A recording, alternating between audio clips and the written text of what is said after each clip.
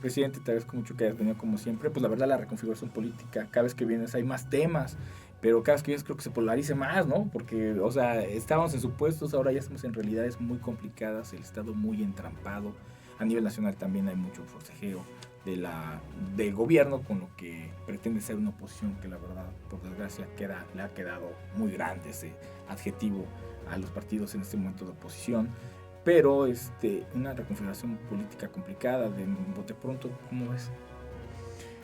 Bueno, yo creo que a partir del 1 de julio del 2018 se inaugura un régimen distinto en donde se abren las posibilidades para que todo mundo ejerza la libre expresión de las ideas y se genere un debate sobre los asuntos torales y principales y fundamentales del desarrollo y del bienestar. Evidentemente hay que plantear a nivel de los distintos, de los tres poderes y de los tres niveles, una serie de circunstancias que tienen que ver con la construcción de una transformación que es fundamental para el país. Y en ese construir una transformación, primero habría que situarse en entender qué es la cuarta transformación desde un punto de vista conceptual e histórico, y a partir de ahí entender cuáles son los procesos de adaptación que se tienen que dar en toda la función pública. Evidentemente hay muchas cuestiones en la lista de pendientes, pero hay también muchos elementos que abren un horizonte extraordinario de esperanza para la mayoría de los morelenses y de los mexicanos, en términos de la construcción de un proceso que se denomina la cuarta transformación de la vida pública de México. Y aquí, si me permiten, a lo mejor voy a introducir un poquito ahí como de una explicación conceptual teórica de qué es, porque en ocasiones no se entiende. La cuarta transformación de la vida pública de México es un movimiento social y político permanente. Tuvo pasado, tiene presente y tendrá futuro. En un símil, en un ejemplo que podemos comparar, la Revolución Mexicana, la tercera transformación. Inicia con el movimiento maderista de 1910 y termina prácticamente en 1921, después de que se emite y se construye la Constitución Política de México como parte del triunfo de la revolución, de una revolución social. Estamos hablando de 11 años. Sí, lo entendemos. Y si nos vamos a la independencia, lo mismo, y si nos vamos a la reforma, lo mismo. Es decir, en este movimiento continuo y permanente de la 4T, estamos pensando que estamos prácticamente en los momentos iniciales, en donde se sientan las bases de la verdadera transformación. Y esto implica que tanto clase política, en tanto los políticos, en tanto los que están en los cargos, incluso los que provienen del partido Morena, van adaptando, tienen que adaptar su pensamiento a la nueva realidad y a los nuevos postulados. Y en ese sentido también la sociedad participa y está más politizada y tiene mayor participación, decía Rolando en la introducción muy acertadamente. De 20 diputados del periodo pasado, de la 54 legislatura, repiten 2. Y entonces ¿en qué condiciones? La ciudadanía ya opinó. Sí, claro. Lo que decía Héctor, que la ciudadanía tiene que opinar y que opina ahí. Y luego de ahí, si nos vamos adaptando y vamos generando condiciones para constituir lo que conocemos como el procedimiento de revocación de mandato, que hoy solamente es constitucional a nivel federal, y que eso puede bajar poco a poco a los territorios, va a ir sentando las bases de que todo aquel que se incorpore a la función pública de cualquier partido, y en particular de Morena, tendrá que estar muy atento para cumplir con sus responsabilidades, porque en una de esas, bajando este procedimiento aquí, entonces la ciudadanía, el pueblo, tendrá la posibilidad de actuar para generar los procedimientos de revocación de mandato ante los incumplimientos. Permíteme interrumpirte un poquito, porque al final vamos en eso, bueno, o sea, para tratar de ser más didácticos y más rápidos en el sentido estricto de, yo me baso en datos, yo soy más pragmático en ese sentido, y al día de hoy el discurso demagogo se estrella directamente con la realidad. De Andrés, de la 4T y de la oposición. Ninguno está articulado y ninguno ha transitado hacia lo que va.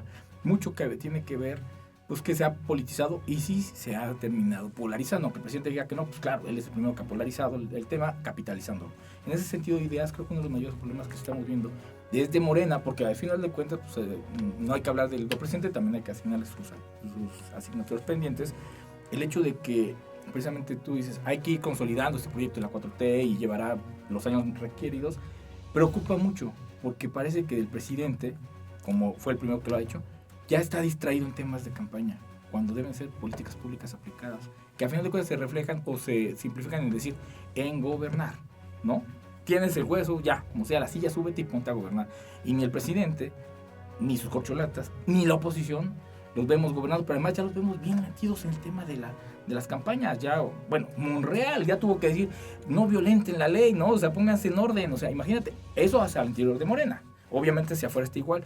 ¿No consideras que apenas hubo un tema que ahorita platicaremos, redundaremos un poquito, de un encontronazo mediático por lo menos entre el gobernador del estado, que dice que va a ir o no Rabín, a preguntas profesa, pero ya por anticipar los tiempos, cuando esta plática tendría que ser en un año? Entonces tú ves a la clase política en todos los ámbitos, y Morena, pues, por supuesto lo toco porque estás aquí tú, ya distraídos en la campaña, más que preocupados en la aplicación de las leyes y los fundamentos para la famosa 4 transformación, que si siguen este paso va a llevarles 70 años y no la van a lograr plasmar, porque si nada más trabajan medio año y después echan 2 años de campaña, pues si somos pragmáticos, para que tengan 5 años trabajando necesitan 50, ¿no? ¿Cómo lo ves? ¿No crees que están distraídos?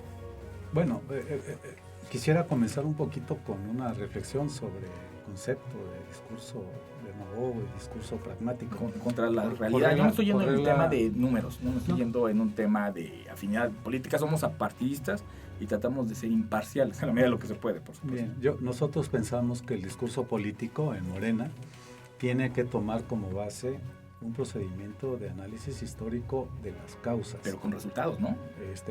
Pero para empezar, de las causas para generar un proyecto nacional de transformación, y esa es la idea.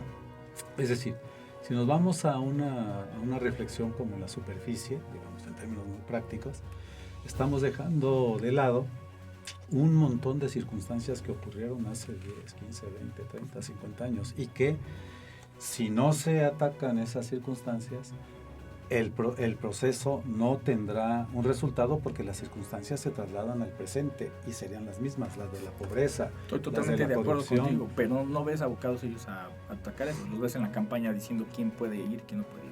Y bueno, pues es a lo que voy. El tema es que no los veo hablando de temas en específico de resolver problemas, sino los veo hablando de temas políticos, de grilla de quién va a ser el candidato, y eso, dices, va a discrepancia de la aplicación de una política pública. Yo lo veo así. Y es que justo el análisis pragmático, el análisis del aquí y del ahora, el análisis de este momento, nos lleva a reconocer, así en lo básico, ahora, lo siguiente,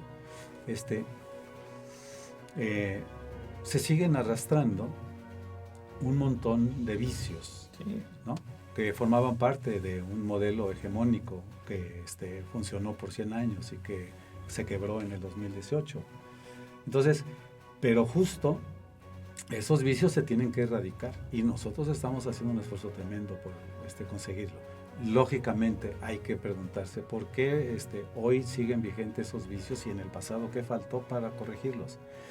Reitero, si las circunstancias históricas del pasado nos llevaron a una decadencia, nos llevaron a la pobreza, nos llevaron a la corrupción, a la simulación, a hacer como que se hace pero no se hace nada, hoy en día lógicamente tiene que generarse un proceso de reflexión entre todos, la sociedad, los medios, los políticos, los poderes, etcétera, para decir, ok, aquí hacemos ya un corte y vamos a dar un salto cualitativo para lograr lo que dice Rolando y que tiene toda la razón, y Héctor por supuesto, de construir instituciones, poder ejecutivo, poder legislativo, poder judicial, ámbito federal, estatal y local, eficientes, eficaces, políticamente congruentes con lo que plantean todos los políticos en las campañas, es decir, que se cumpla lo que se dice. Pero y sí, que no haya trampas para que a través de estas trampas, un poder, en particular como el Poder Legislativo,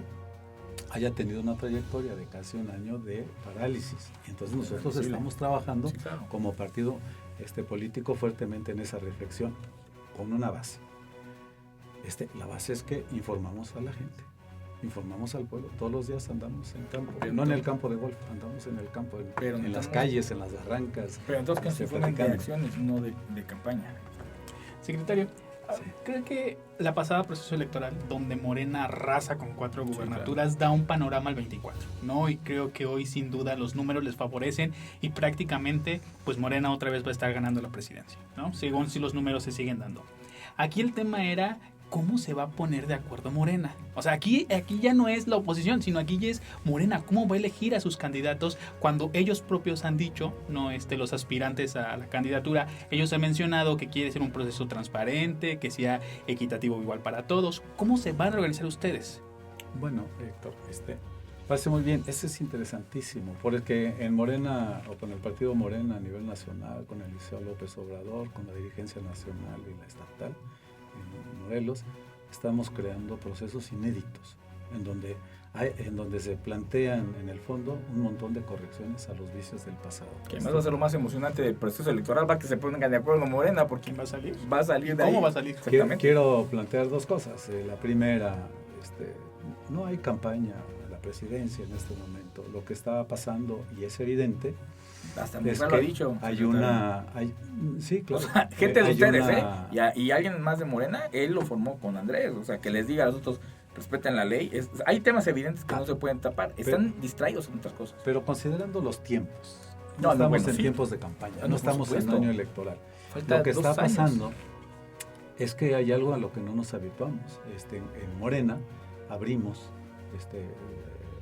el interés de todas y de todos los que quieran participar y que generen una postura para dar información, y no solo a la militancia morenista, que sería como en una especie de precampaña dentro del año electoral y dentro de los procesos electorales institucionalizados, sino en la parte interna, que la ciudadanía no solo sean los morenistas, sino que la ciudadanía en general conozca y sepa de los atributos y de las condiciones de actores políticos del partido que tienen condiciones para aspirar hacia el proyecto en el 24, tanto a la presidencia de la República como a otros cargos.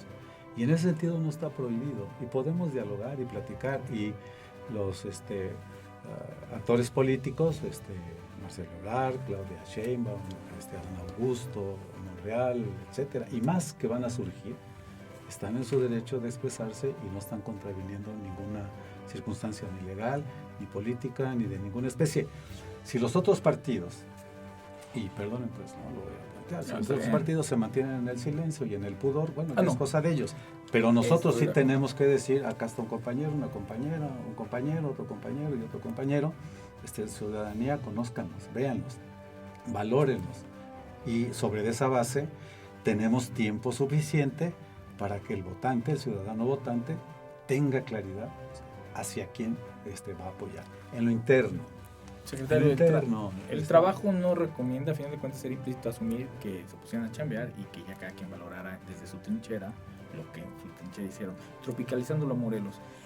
Hace un par de días, y mucha gente dice, es que la prensa insidiosa, y sí es cierto, pues es parte de nuestra chamba, preguntar las cosas, pero además preguntar lo que se ve. Dicen que lo que se ve no se juzga, se pregunta simplemente.